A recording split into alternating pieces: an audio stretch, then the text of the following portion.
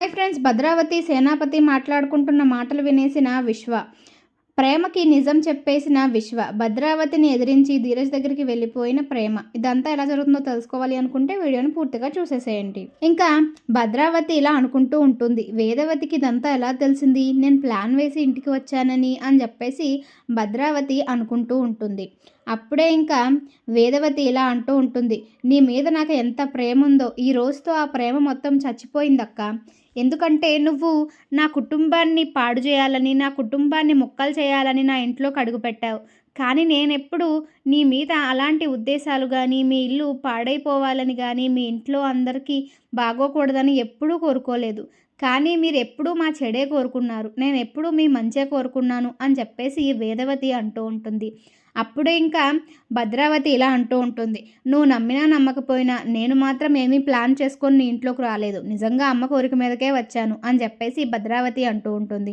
అప్పుడే ఇంకా వేదవతి, చాలక్క చాలు, నువ్వు నా మీద కురిపించిన ప్రేమ చాలు, నా కోడల్ని కొడుకుని విడగొట్టింది చాలు అని చెప్పేసి వేదవతి అంటూ ఉంటుంది. అప్పుడే ఇంకా వేదవతి, నువ్వు నా మీద ఇంత కక్ష పెంచుకుంటావని అనుకోలేదక్క.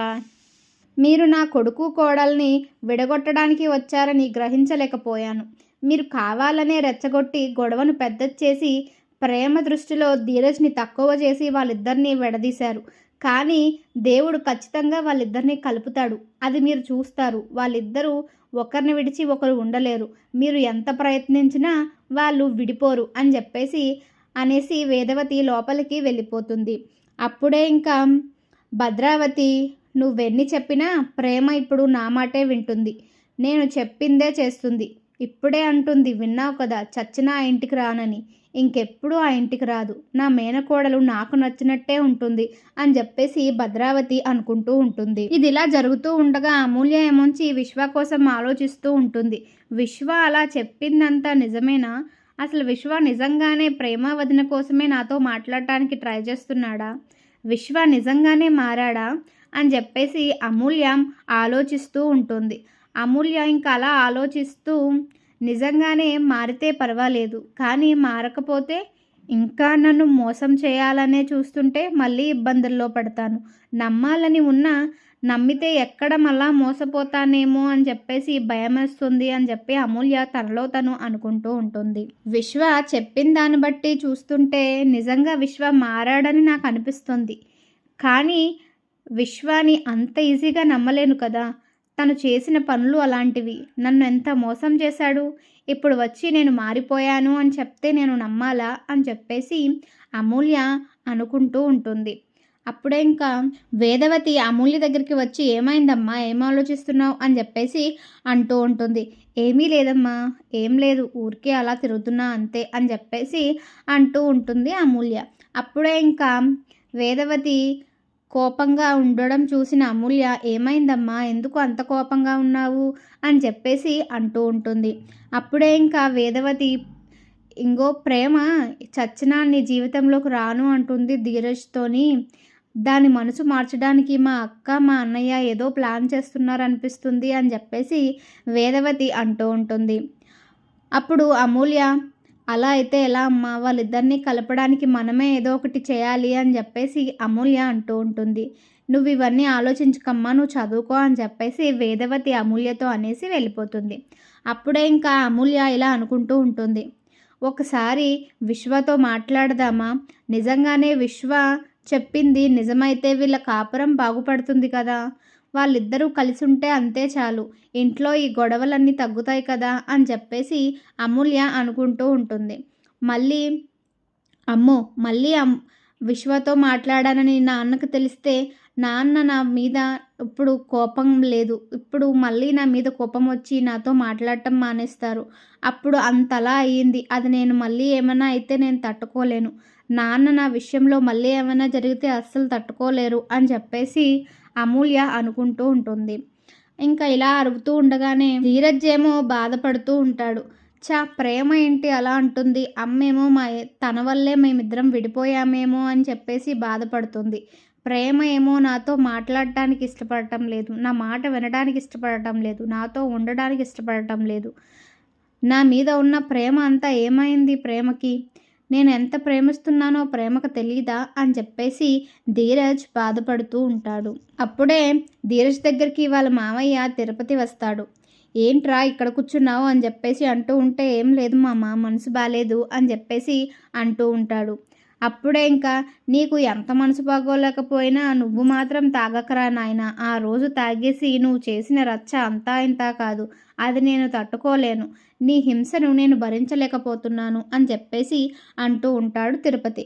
అప్పుడే ఇంకా ధీరజ్, ఊరుకో మామ, నా టెన్షన్లో నేనుంటే నువ్వొకడివి, అయినా నేనేమన్నాను నిన్ను ఆ రోజు అని చెప్పేసి అంటూ ఉంటాడు ధీరజ్. అప్పుడే ఇంకా తిరుపతి, నీకు తెలీదురా, నువ్వు తాగితే నువ్వు మామూలుగా ఉండట్లేదు, రాక్షసుడివి అయిపోతున్నావు అని చెప్పేసి అంటూ ఉంటాడు తిరుపతి.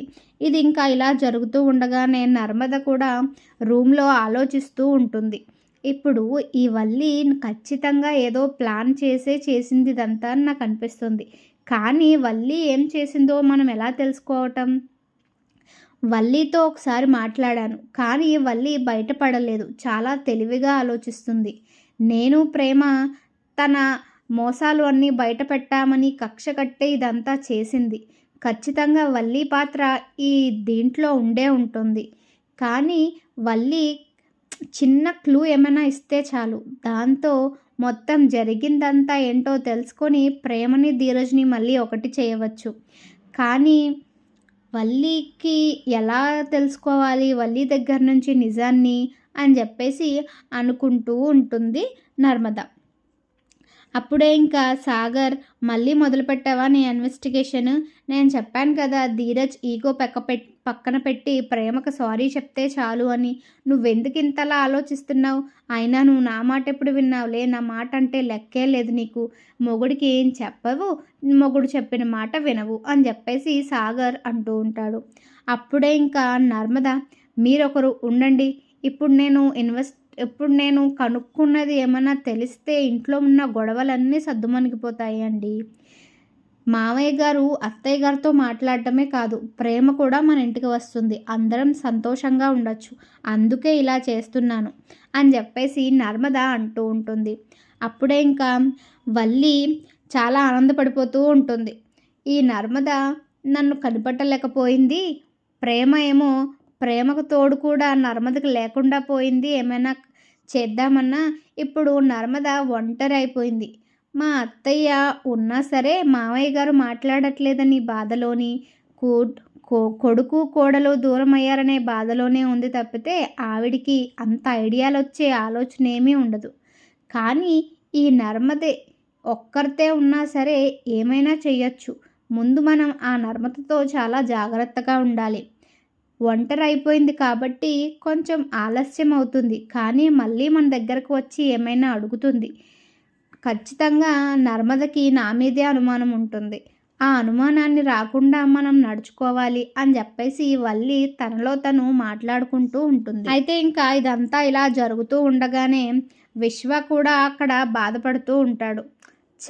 ఇదేంటి ప్రేమ ఇలా చేసింది, ధీరజ్తో మాట్లాడచ్చు కదా, ధీరజ్ దగ్గరికి అసలు వెళ్ళనంటుందేంటి, ధీరజ్ను నమ్మనంటుందేంటి, ఇక్కడే ఉంటే ఎలాగా, ప్రేమ పెళ్ళయింది, తనకు భర్త ఉన్నప్పుడు భర్త దగ్గరే ఉండాలి కదా, ప్రేమను మార్చేస్తున్నది భద్రావతి అత్తయ్య, ఆ విషయం ప్రేమ ఎప్పుడు తెలుసుకుంటుంది అని చెప్పేసి విశ్వ బాధపడుతూ ఉంటాడు. అప్పుడే ఇంకా విశ్వ దగ్గరికి వస్తుంది ప్రేమ. ఏంట్రా అన్నయ్య, ఏం ఆలోచిస్తున్నావు అని చెప్పేసి ప్రేమ అడుగుతూ ఉంటే, ఏమీ లేదు ప్రేమ, నీకోసమే ఆలోచిస్తున్నాను, నువ్వు ధీరజ్ దూరం అయ్యి ఇంత బాధపడుతున్నారు కదా, ఎందుకో ఇదంతా, నువ్వు ధీరజ్ దగ్గరికి వెళ్ళిపోవచ్చు కదా అని చెప్పేసి అంటూ ఉంటాడు. అప్పుడే ఇంకా భద్రావతి వచ్చి, ఏం మాట్లాడుతున్నావురా నువ్వు, ఏం మాట్లాడుతున్నావు, ప్రేమ ఆ ఇంటికి వెళ్ళడం ఏంటి, వాడు ఎంత అవమానం చేశాడో మర్చిపోయావా, ప్రేమని ఎన్ని మాటలు అన్నాడో మర్చిపోయావా అని చెప్పేసి ప్రేమను అక్కడి నుంచి తీసుకొని వెళ్ళిపోతుంది. ఇంకా అలా వెళ్ళిన తర్వాత భద్రావతి సేనాపతి ఇద్దరూ మాట్లాడుకుంటూ ఉంటారు. అప్పుడే ఇంకా భద్రావతి ఇలా అంటూ ఉంటుంది, వాడు నాకే వాళ్ళ భార్యని హాస్టల్ ఫీజు ఉన్నట్టు డబ్బులు ఇచ్చాడు, వాళ్ళ భార్యకి తిండి పెట్టమని వాడు నాకు చెప్తున్నాడు అని చెప్పేసి భద్రావతి అంటూ ఉంటుంది. అప్పుడే ఇంకా సేనాపతి, నువ్వెందుకు ఊరుకున్నావక్క, వాడు అలా అంటుంటే అని చెప్పేసి అంటూ ఉంటాడు. అప్పుడే ఇంకా భద్రావతి, మనం కొన్ని చోట్ల తగ్గి ఉంటేనే ప్రేమ దృష్టిలో మంచి వాళ్ళలా ఉంటాంరా. లేకుంటే ప్రేమ మన మాట వినదు.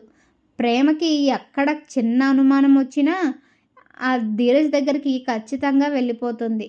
కాబట్టి ప్రేమ మనసు మారేంత వరకు మనం ప్రేమ దగ్గర అన్నీ మంచి వాళ్ళలాగా మనం ఏమీ చేయలేనట్టుగానే ఉండాలి అని చెప్పేసి భద్రావతి అంటూ ఉంటుంది. అప్పుడే ఇంకా అప్పుడు సేనాపతి, అయినా నా కూతురికి తిండి పెట్టమని వాడు డబ్బులు ఇవ్వడం ఏంటక్క? అయినా వాడెవడు నా కూతుర్ని ఎలా చూసుకోవాలో చెప్పమనడానికి? నా కూతుర్ని ఎలా చూసుకోవాలో నాకు తెలుసు అని చెప్పేసి సేనాపతి అంటూ ఉంటాడు. ఇప్పుడే వాడిని ఏదో ఒకటి చేయాలి అని చెప్పేసి సేనాపతి అంటూ ఉంటే అప్పుడు భద్రావతి, నువ్వు ఆగరా, ఆవేశపడకు, నేను చెప్పింది విను. ఇప్పుడు మనం ఆవేశపడి ఏమైనా చేశామంటే ప్రేమకి వాడి మీద ప్రేమ పెరిగిపోతుంది. వాడికి ఏమైనా అయితే ఖచ్చితంగా ప్రేమ వాడి దగ్గరికి వెళ్ళిపోతుంది. ప్రేమ వాడికి ఏమైనా అయితే తట్టుకోలేదు. ఎందుకంటే వాడిని చాలా ఎక్కువగా ప్రేమిస్తుంది. ఇప్పుడు వాడిని మనం ఏమైనా చేస్తే మన మీద కోపం పెంచుకొని మళ్ళీ మన దగ్గర నుంచి వెళ్ళిపోతుంది అని చెప్పేసి భద్రావతి అంటూ ఉంటుంది. అప్పుడే ఇంకా సేనాపతి, అలా అని వదిలేస్తామా అక్క? అలా ఊరుకుంటూ పోతే వాడు చాలా ఎక్స్ట్రాలు చేస్తాడు. వాడు ఇంకా మన రోజు రోజుకి మితిమీరిపోతాడు. ఇప్పుడు ఇలా డబ్బులిచ్చి నా పిల్లాన్ని బాగా చూసుకోండి అన్నాడు. తర్వాత మళ్ళీ ఏదో ఒకటి అనడానికి గ్యారంటీ ఏంటి? అలా ప్రేమకి దగ్గర అవ్వడానికి ప్రయత్నిస్తూనే ఉంటాడు. ఆ ప్రయత్నించకుండా ఉండాలి అంటే మనం ఏదో ఒకటి చేయాలక్క అని చెప్పేసి అంటూ ఉంటాడు సేనాపతి. అప్పుడే ఇంకా భద్రావతి, కొన్ని రోజులు ఓపిక పట్టు సేన, మనం ప్రేమ మనసు మార్చి ప్రేమకి మనకు నచ్చిన వాడితో పెళ్లి చేశాము అంటే అన్ని సమస్యలు తొలగిపోతాయి. ప్రేమ మనతో ఆనందంగా ఉంటుంది. ఒక మంచి కుర్రాన్ని చూసి ప్రేమకు పెళ్లి చేస్తే అక్కడ ప్రేమ దర్జాగా బతుకుతోంది అని చెప్పేసి భద్రావతి అంటూ ఉంటుంది. అప్పుడే ఇంకా సేనాపతి, అవునక్క, నువ్వు చెప్పింది కరెక్టే. మన తాహతుకు తగ్గట్టుగా, మన రేంజ్ తగ్గట్టుగా మంచి అబ్బాయిని చూసి ప్రేమకు పెళ్లి చేద్దాం. ప్రేమ ఆ డ్రైవర్ గాడితో ఉండడం నాకు అస్సలు ఇష్టం లేదు. మన రేంజ్కి తగ్గట్టుగా మంచి సంబంధాన్ని చూస్తాను. ఈలోపు వాళ్ళిద్దరినీ శాశ్వతంగా విడగొట్టే ప్రయత్నాలు చేస్తే మనం ఖచ్చితంగా ప్రేమకు మంచి సంబంధం చూసి పెళ్లి చేసి ప్రేమ జీవితం బాగుండేలా చేద్దాం అని చెప్పేసి సేనాపతి అంటూ ఉంటాడు. అప్పుడే ఇంకా విశ్వ అది వినేస్తాడు. వినేసి ఏంటి వీళ్ళు ప్రేమకు పెళ్ళని మాట్లాడుకుంటున్నారు అని చెప్పేసి విశ్వ వింటూ ఉంటాడు.